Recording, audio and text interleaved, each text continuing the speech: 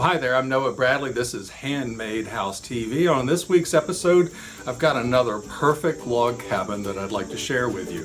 So stay tuned.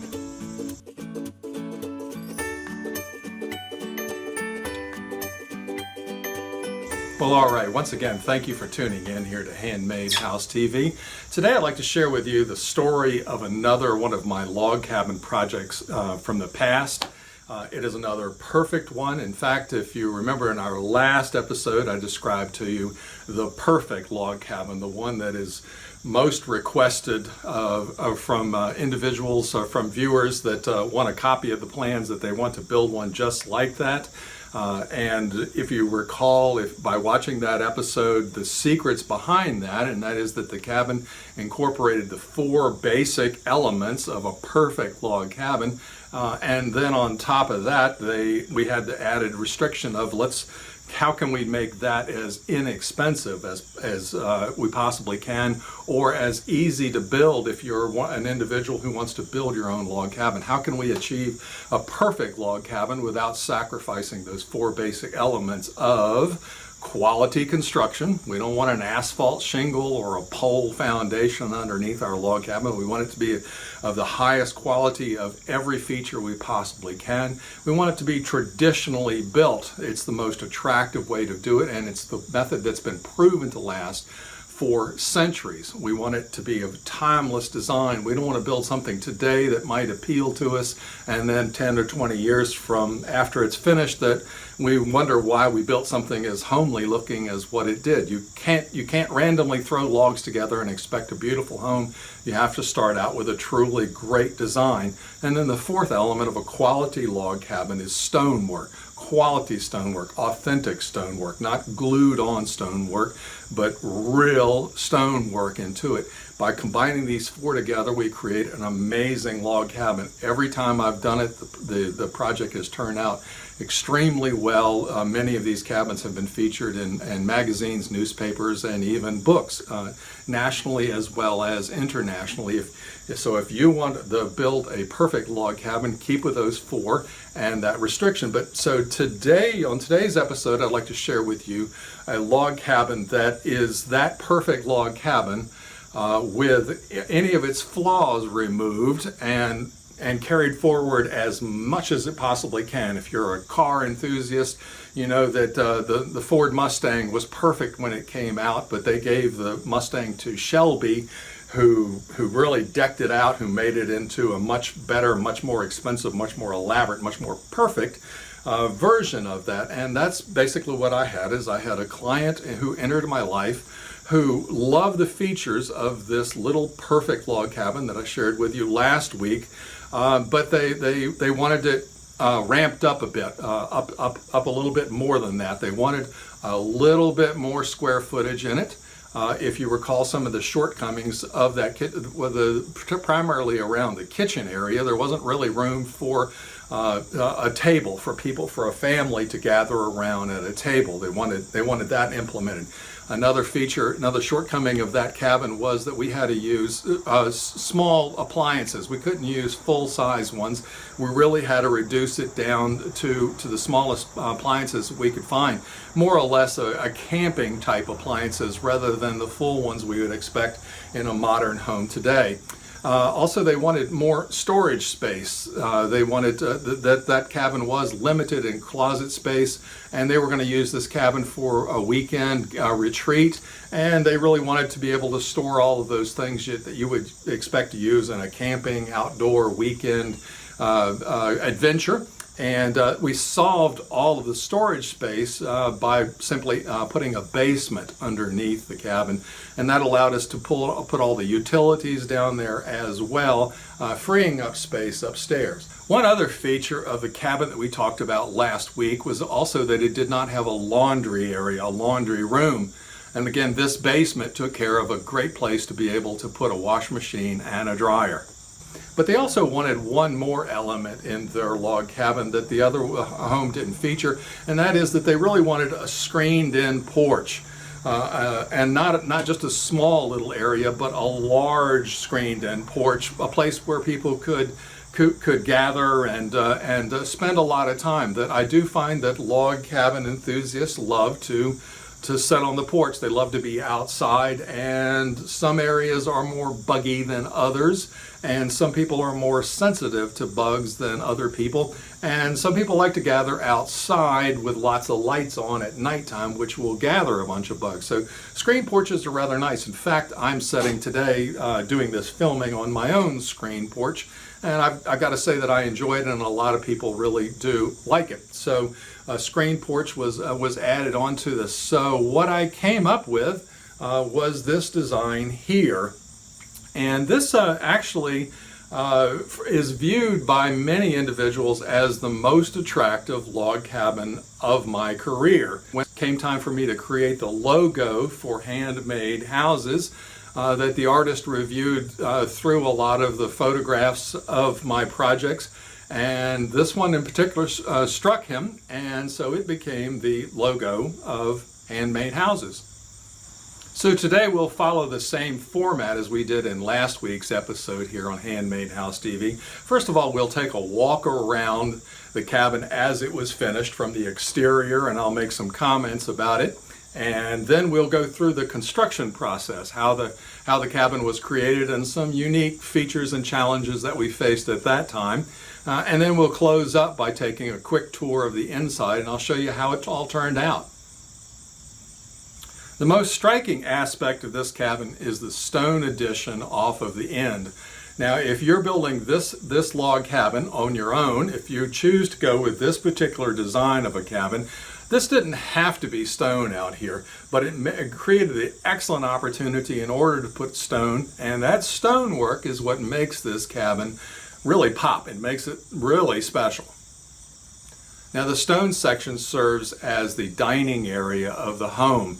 It's right off the little kitchen, and it's an extremely functional, well-lit, beautiful, attractive room. The first floor of the log cabin is the main room of the home, and that's where the family gathers around the fireplace. There's a large bedroom upstairs. By locating the stone chimney right where I did, I was able to put two stone fireplaces, one in the main floor of the cabin and the other in the upstairs bedroom.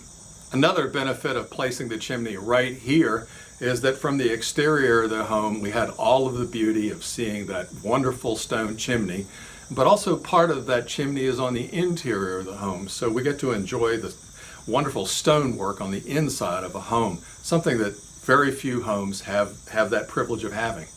As we walk around the home, we can see the little kitchen addition off of the back of it here. The choice of painting it red was made by the owner. It's a bold move, and quite often bold moves really turn out well when building a home. I'd be interested in what your opinion of red. Would you paint this addition red? What color would you paint it, or would you have left it a natural wood?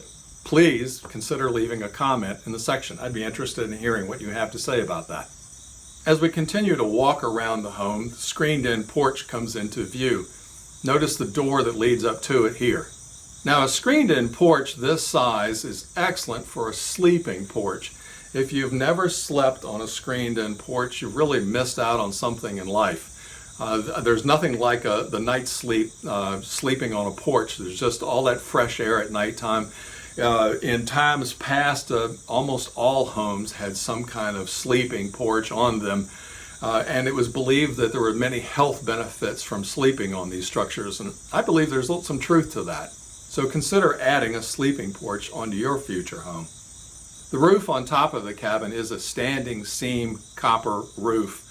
It's a little bit pricey when you first put it on, but by building a small log cabin, the price is affordable, and over the long run, the fact that you won't have to replace this roof for the next century, it's actually one of the cheapest forms of roofing that you can put on your cabin. So it's durable and it's attractive, and it's actually inexpensive when you consider the long time cost. Now back here you can see that I was a little bit playful with the design of the roof over top of the screened-in porch. I was very concerned with the size of this porch in comparison to the house itself. that it would overpower it. It would look kind of odd back here if it just had a single shed roof on it. So I was a little bit playful and created this unique roof line, and overall I think it added a whole lot of attractiveness to the screen porch without detracting from the cabin, and it really didn't make any difference with regard to the overall cost of the home. Now when we get back here, we can notice this addition off of the end of the log cabin, and we notice that it's different from my original drawings.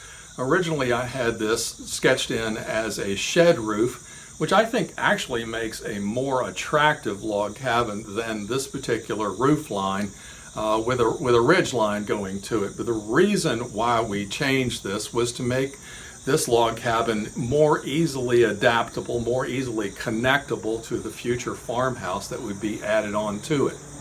This section of the home currently serves as a bathroom and a closet area, and there's a small hallway that would allow people to go from the log cabin into the future farmhouse.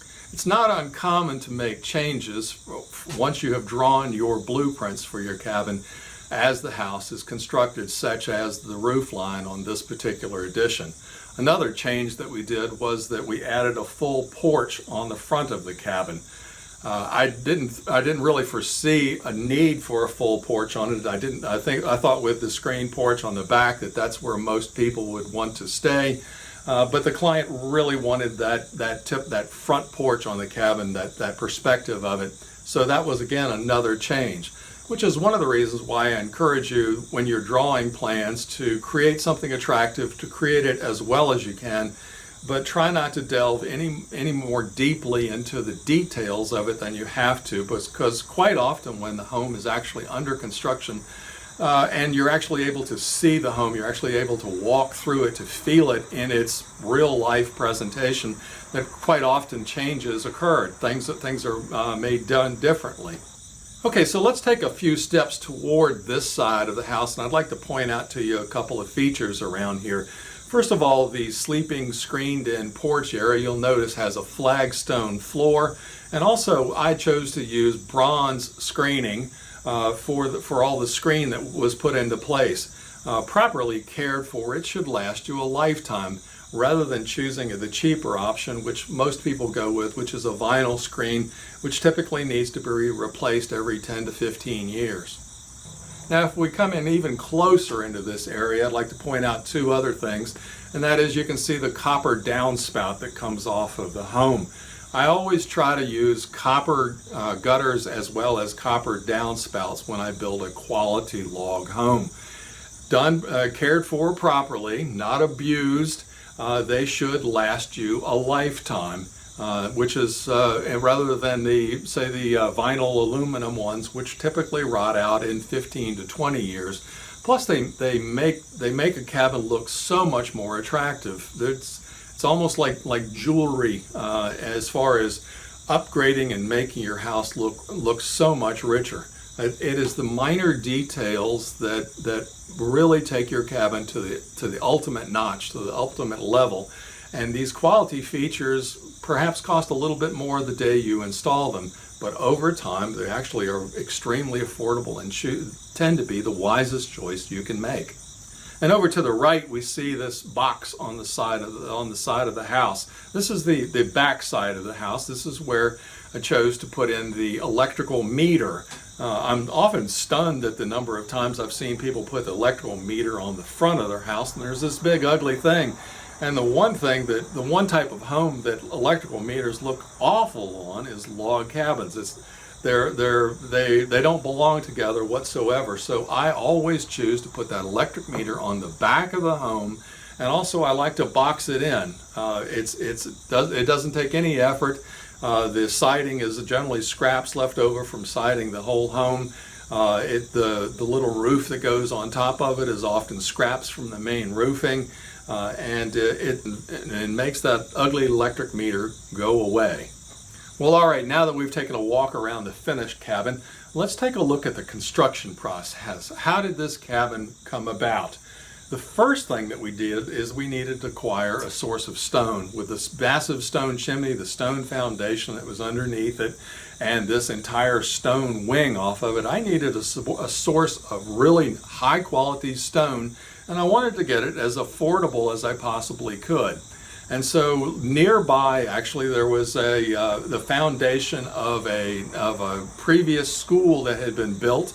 It's hard to fathom that people could go to the trouble of building a school with such an elaborate, well-built stone foundation underneath it, a foundation that would last for centuries, and then they would choose to tear down that school and add a cheaper version of it next to it. But anyway, I managed to get salvage rights to this stone, and we just came in with a bulldozer and scooped it all up and threw it in the back of dump trucks and took it out to the job site and dumped it there.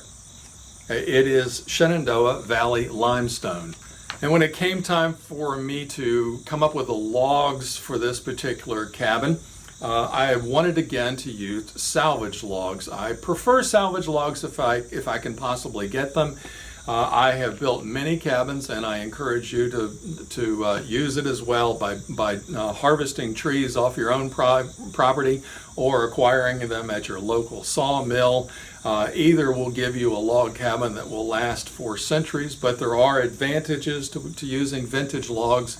And so I sought out vintage logs, and rather than salvaging them myself from an existing barn, as I did in the previous episode, that cabin that we built there, I contacted a variety of individuals who salvage log structures for a living.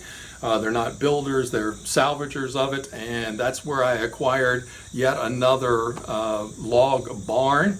And I believe I got this particular one from an individual named Mark Bowe, who at the time was a great country fella from West Virginia, and now he has his own TV show called Barnwood Builders. And this particular barn was a little bit larger than the log cabin that we did in our previous episode. It was not only larger in dimensions, but it was taller, which gave us a taller bedroom upstairs, which gave us more room to walk around up there, a more useful bedroom. Bunk beds could be added up there. A bunch of people could sleep in the room upstairs, and not just a couple.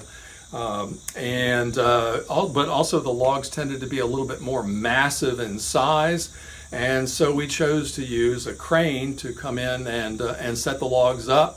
And we had to change a little bit of the notching ourselves, but basically the cabin itself went up in probably a day or two, if I remember correctly. It was fairly a quick process to put it up. Because we only had to change a few of the notches. In this image, you can see that we're setting the joist into place. One thing that you will notice is that there is no stone foundation to support the logs. The logs are just resting on temporary supports.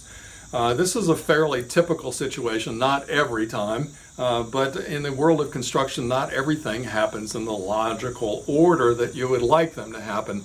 The stonemasons were not available when the crane was available in order to put the logs up. And so we just quickly put some temporary supports in place and put the logs up. And it's actually a fairly easy process to come in and to put the stonework in underneath such a situation. You just remove one support at a time, put the stonework in, and then move on to the next one. Down at this end of the log cabin, you'll notice this one log with the names Henry and Bill painted onto it, along with a long line of holes that were drilled into the log. Now, Henry and Bill were not two mischievous children who decided to paint their names on the log. Very likely, these are the names of the two horses that occupied the barn, and the holes in place were probably pegs were once installed in order to hold their particular harnesses. Of all of the names of team horses, of work horses that I've known throughout my lifetime, I would say that Bill was perhaps the most common name of all. We had to do very little notching on this cabin, and here are some examples of what we did in order to match. As you can see, this cabin was much taller than the one that we built in our last episode. The notches are all what we refer to as V-notches, very common in historic log cabins, easy to do. Probably half of the log cabins that you'll encounter if you look around at old cabins are V-notches. The other half, which are my preferred ones, are half dovetail. But again, the notches that we did, we wanted to match what had been previously done to this cabin. All of the logs are oak logs.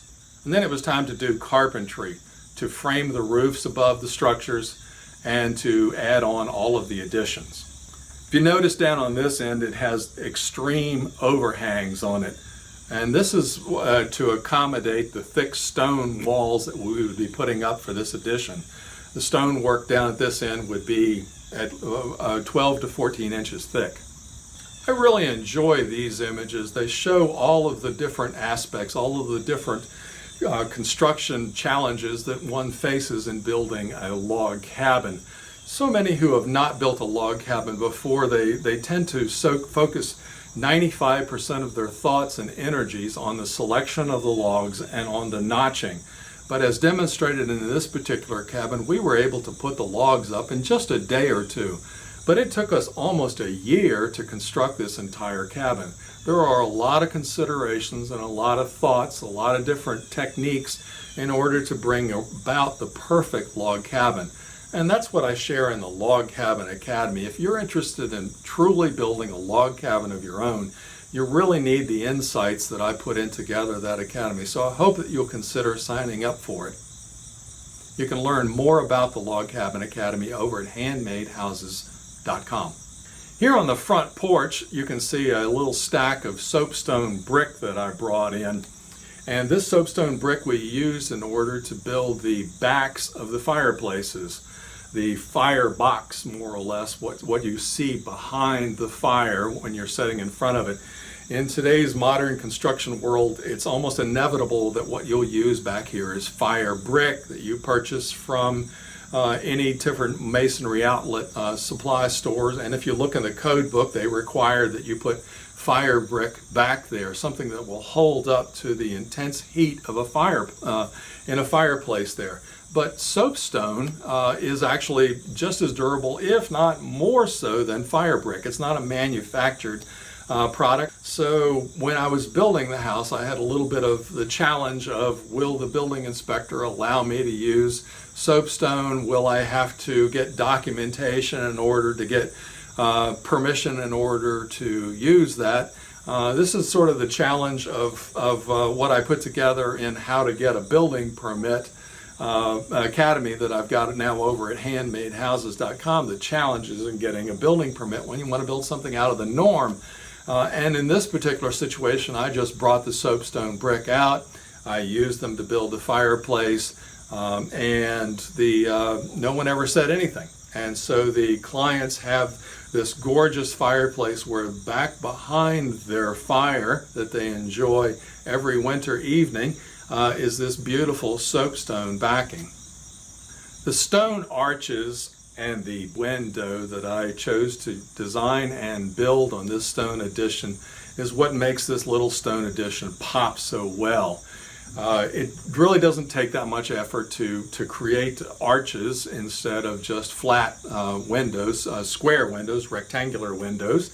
And I really encourage you to do that. And the creation of these arches are something that you can do before the construction of your home. You can build them and have them ready to go up in place, and it'll speed along the process of the construction of your home should you choose to go this way. And I teach all about that in the Stone Mason Academy that you can find out over at handmadehouses.com. One thing that you can notice, one thing that you're considering if you're wanting to build your own log cabin, if you're the hands-on type person, I encourage people to do stonework as much as possible. And by creating this stone addition in the way that I did, I framed it up with standard lumber, and that's where I put the insulation. You can build your home and have that and have it a perfectly habitable and enjoyable part of your home, and then you can do this stone work after you move into the home. At your leisure, you can take care of it, and eventually you can have a fine looking stone addition off of your cabin just like this. I really like bow windows in comparison to bay windows. Bow windows are actually got a little bit of a curve to it. They're curved windows that bend out to the outside. They really give an expansive view from the inside. They're very attractive seen from the outside, whereas